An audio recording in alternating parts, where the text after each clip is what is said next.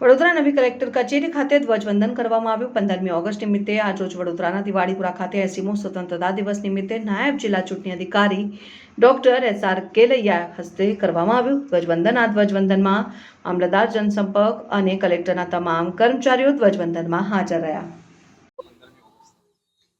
આજે 15મી ઓગસ્ટ 2026 દિવસે આપણે 80મા સ્વાતંત્ર્ય દિન નિમિત્તે ઉજવણી કરવા માટે નવી કલેક્ટર કચેરી વડોદરા ખાતે ઉપસ્થિત થયા છીએ। જિલ્લા કક્ષાનો જે ધ્વજવંદનનો કાર્યક્રમ છે માનનીય ડેપ્યુટી CMની હાજરીમાં માંજલપુર સ્પોર્ટ્સ કોમ્પ્લેક્સ ખાતે થઈ રહેલ છે।